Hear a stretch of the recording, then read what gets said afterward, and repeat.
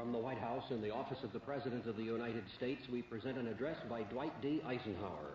This is the farewell address for President Eisenhower, whose 8 years as chief executive come to an end at noon Friday. Mr. Eisenhower has chosen this time for his final speech. Ladies and gentlemen, the President of the United States. Good evening, my fellow Americans. First, I should like to express my gratitude to the radio and television networks for the opportunities they have given me over the years to bring reports and messages to our nation. My special thanks go to them for the opportunity of addressing you this evening. 3 days from now, after half a century in the service of our country, I shall lay down the responsibilities of office as, in traditional and solemn ceremony, the authority of the presidency is vested in my successor. This evening, I come to you with a message of leave-taking and farewell, and to share a few final thoughts with you, my countrymen. Like every other citizen, I wish the new president and all who will labor with him Godspeed. I pray that the coming years will be blessed with peace and prosperity for all. Our people expect their president and the Congress to find essential agreement on issues of great moment, the wise resolution of which will better shape the future of the nation. My own relations with the Congress, which began on a remote and tenuous basis when, long ago, a member of the Senate appointed me to West Point, have since ranged to the intimate during the war and immediate post-war period, and finally to the mutually interdependent during these past 8 years. In this final relationship, the Congress and the administration have, on most vital issues, cooperated well to serve the nation good rather than mere partisanship, and so have assured that the business of the nation should go forward. So my official relationship with the Congress ends in a feeling, on my part, of gratitude that we have been able to do so much together. We now stand 10 years past the midpoint of a century that has witnessed 4 major wars among great nations. 3 of these involved our own country.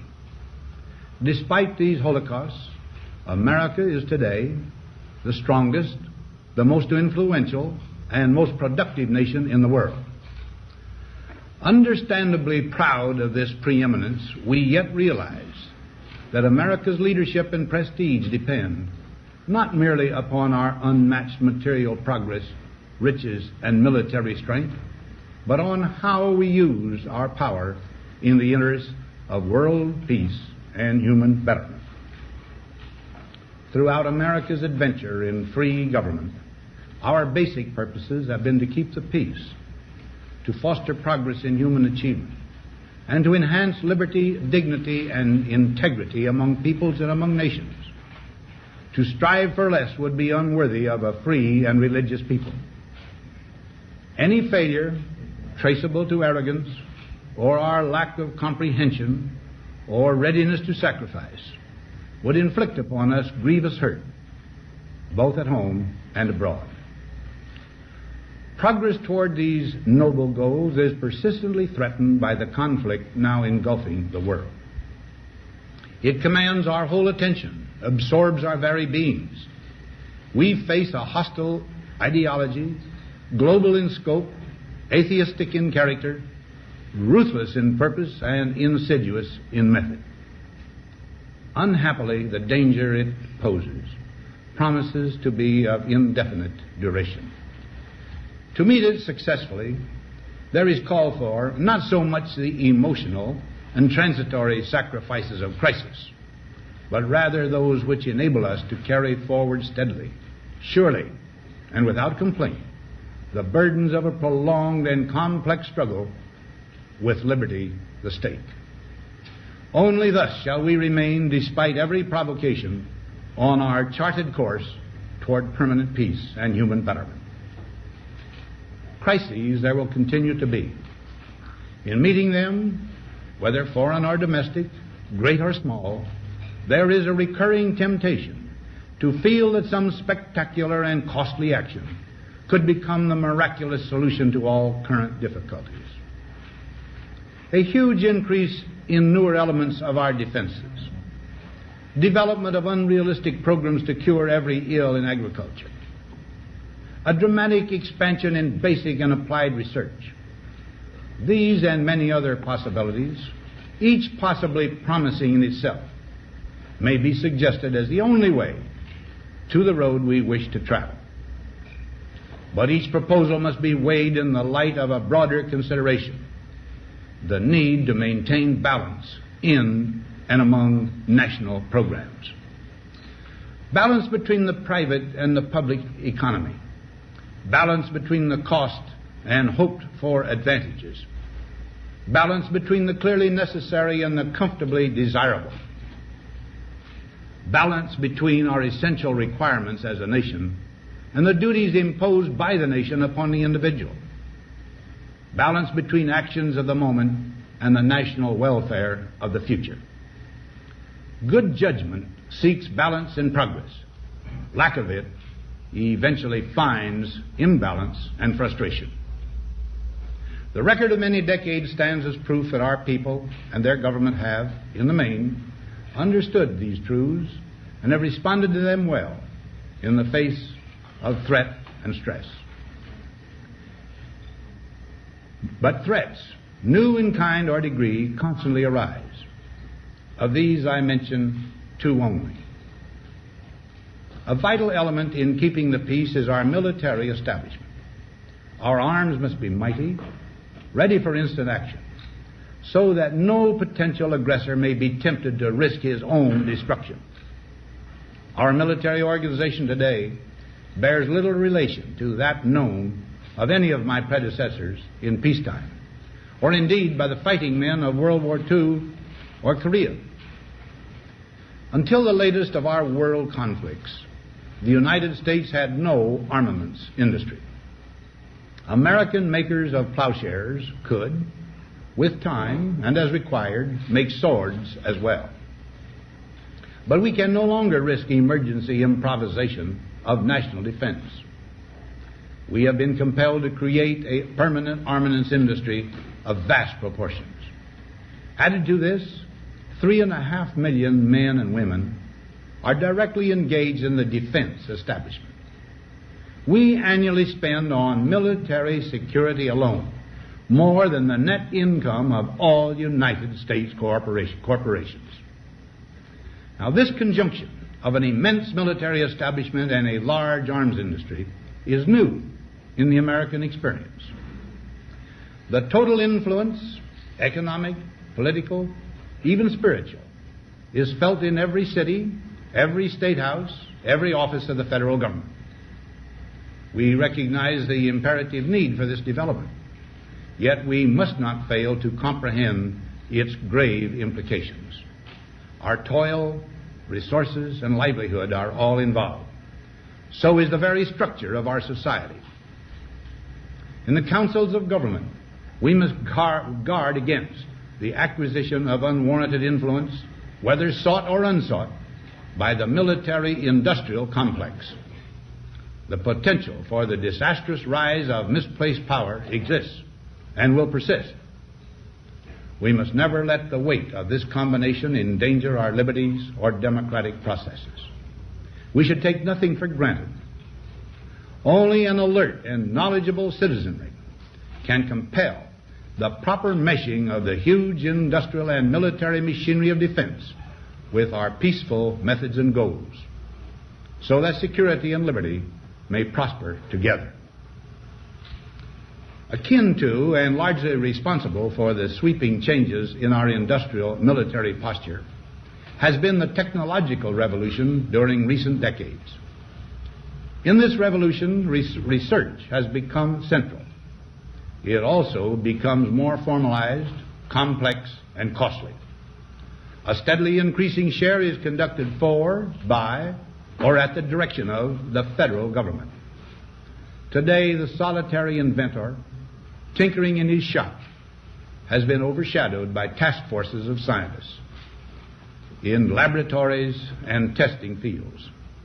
In the same fashion, the free university, historically the fountainhead of free ideas and scientific discovery, has experienced a revolution in the conduct of research. Partly because of the huge costs involved, a government contract becomes virtually a substitute for intellectual curiosity. For every old blackboard, there are now hundreds of new electronic computers. The prospect of domination of the nation's scholars by federal employment, project allocations, and the power of money is ever present and is gravely to be regarded. Yet in holding scientific research and discovery in respect, as we should, we must also be alert to the equal and opposite danger that public policy could itself become the captive of a scientific, technological elite. It is the task of statesmanship to mold, to balance, and to integrate these and other forces, new and old, within the principles of our democratic system, ever aiming toward the supreme goals of our free society. Another factor in maintaining balance involves the element of time. As we peer into society's future, we, you and I, and our government must avoid the impulse to live only for today, plundering for our own ease and convenience the precious resources of tomorrow. We cannot mortgage the material assets of our grandchildren without risking the loss also of their political and spiritual heritage. We want democracy to survive for all generations to come, not to become the insolvent phantom of tomorrow. During the long lane of the history yet to be written, America knows that this world of ours, ever growing smaller, must avoid becoming a community of dreadful fear and hate, and be instead a proud confederation of mutual trust and respect. Such a confederation must be one of equals. The weakest must come to the conference table with the same confidence as do we, protected as we are by our moral, economic, and military strength. That table, though scarred by many past frustrations, cannot be abandoned for the certainty agony of disarmament of the battlefield. Disarmament with mutual honor and confidence is a continuing imperative. Together we must learn how to compose differences, not with arms, but with intellect and decent purpose. Because this need is so sharp and apparent, I confess that I lay down my official responsibilities in this field with a definite sense of disappointment. As one who has witnessed the horror and the lingering sadness of war, as one who knows that another war could utterly destroy this civilization which has been so slowly and painfully built over thousands of years, I wish I could say tonight that a lasting peace is in sight. Happily, I can say that war has been avoided. Steady progress toward our ultimate goal has been made, but so much remains to be done. As a private citizen, I shall never cease to do what little I can to help the world advance along that road. So in this, my last good night to you as your president, I thank you for the many opportunities you have given me for public service in war and in peace. I trust in that service, you find some things worthy. As for the rest of it, I know you will find ways to improve performance in the future. You and I, my fellow citizens, need to be strong in our faith that all nations under God will reach the goal of peace with justice. May we be ever unswerving in devotion to principle, confident but humble with power, diligent in pursuit of the nation's great goals. To all the peoples of the world, I once more give expression to America's prayerful and continuing aspiration. We pray that peoples of all faiths, all races, all nations may have their great human needs satisfied that those now denied opportunity shall come to enjoy it to the full, that all who yearn for freedom may experience its spiritual blessings. Those who have freedom will understand also its heavy responsibility, that all who are insensitive to the needs of others will learn charity, and that the scourges of poverty, disease, and ignorance will be made disappear from the earth, and that in the goodness of time all peoples will come to live together in a peace guaranteed by the binding force of mutual respect and love. Now, on Friday noon, I am to become a private citizen. I am proud to do so. I look forward to it. Thank you, and good night.